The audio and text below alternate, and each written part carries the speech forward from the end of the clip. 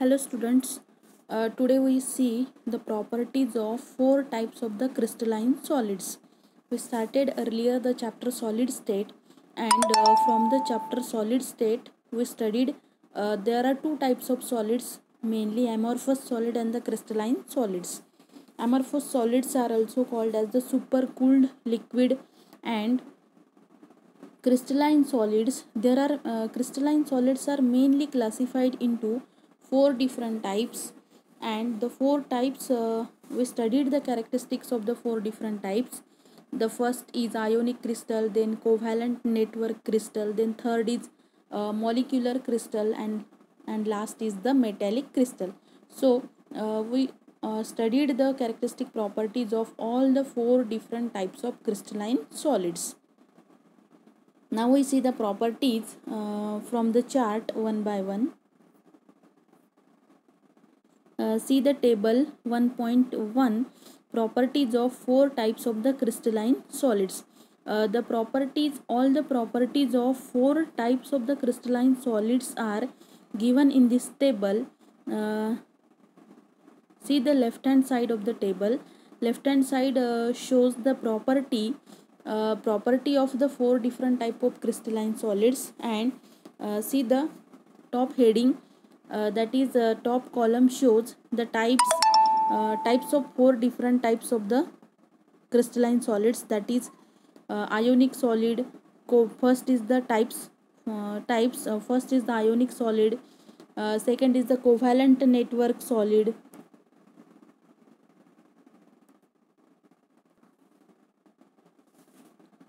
there are four types of the crystalline solids given at the top of the table. First is the ionic solid, then second column is of the covalent network solid, then third the molecular solid, and the last the metallic solid. Now we see one by one the properties of four types of the crystalline solids. So first property is the particle of the unit cell. Particle of the unit cell. In this chapter, as we know that uh, the solid the solid state is different from the liquid and the gaseous state, and solid state is characterized by strong the particles or molecules in the solid state show strong interparticle forces of attraction. So particle of the unit cell. In case of the ionic solid, the constituent particles are cations and anions.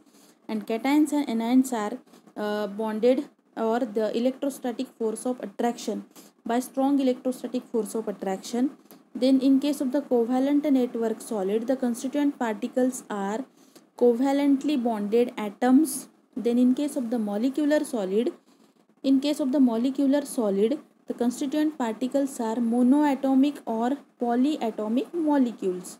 We also studied the constituent particles in case of the molecular solids are nothing but the molecules. They may be monoatomic or polyatomic molecules. The next, the metallic solid. In case of the metallic solid, constituent particles are metallic ions in a sea of embedded in a sea of electrons. Metallic ions embedded in a sea of electrons, metallic ions. And so now see the next property, that is interparticle forces. We know that the atoms, molecules are bonded together by, or they are bonded together by various forces are responsible for their binding together, and there is formation of the particular compound or molecule. So which type of interparticle forces are present, and various or different type of interparticle forces are present in different type of the solids. So in case of the ionic solid, as cations and anions are present, the interparticle forces are strong. They show strong electrostatic force of attraction. In case of the covalent network solid, the interparticle forces are nothing but the covalent bond. In case of the molecular solids, the molecules are held together by various interparticle forces or various intermolecular forces. These includes London force, then dipole forces, and or hydrogen bond. These are the weak interparticle forces are present in the molecular solids. The next, metallic solids. In case of the metallic solid, the interparticle forces are nothing but the metallic bond. Metallic bond is present in case of the metallic solids because of the uh, electropositive metals, the and the electrons are present, and due to the mobility of the electrons and and the electropositive metal, the metallic bond is present in case of the metallic solids. And metallic bond is the result of attraction between cations and mobile valence electron. Metallic bond is the attraction between cations, that is electropositive metals, and the mobile valence electrons. Then third property is the hardness. Hardness in case of the ionic solid, the ionic solids are hard and brittle. They are hard and brittle due to strong electrostatic force of attraction. In case of the covalent network solid, hardness is they are very hard, and the best example is diamond. In case of the molecular solid, they are soft because of the weak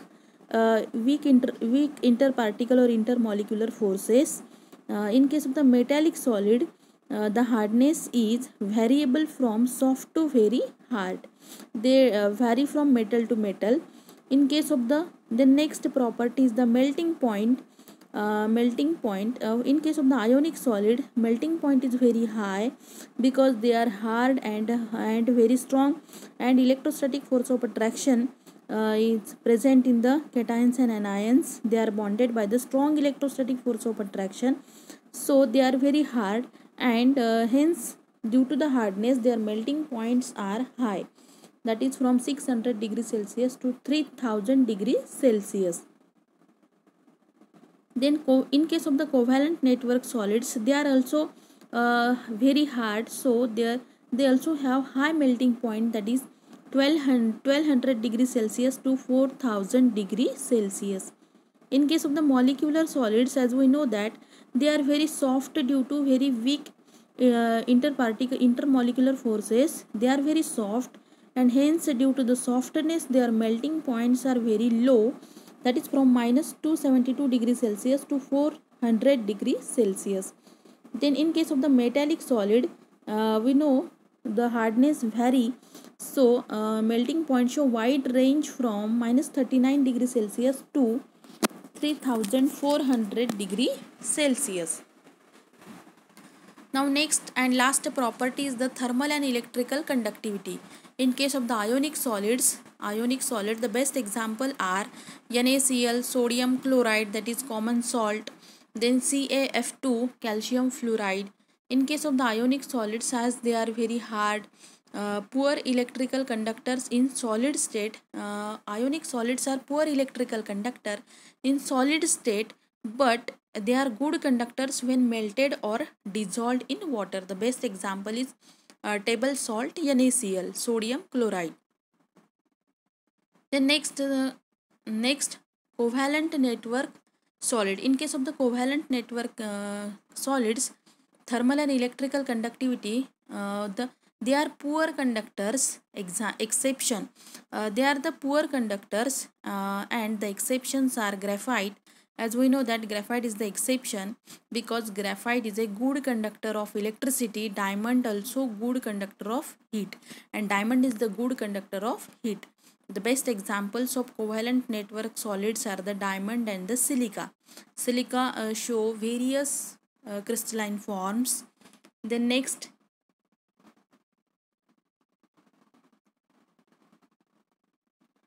is the molecular solids. Molecular solids, in case of the molecular solid, they are the poor conductors of heat and electricity.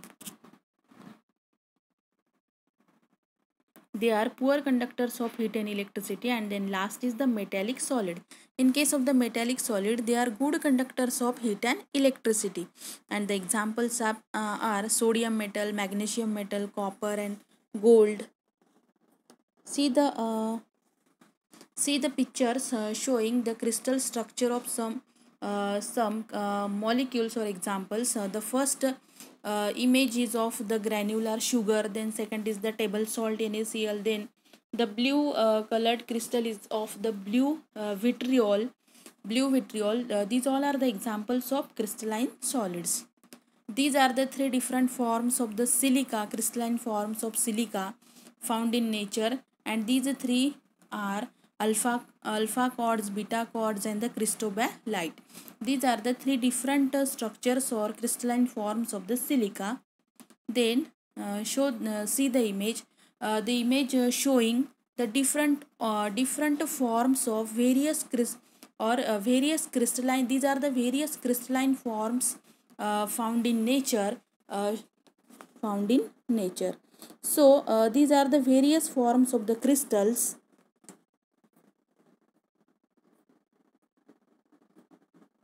So today we see the properties of four different types of crystalline solids.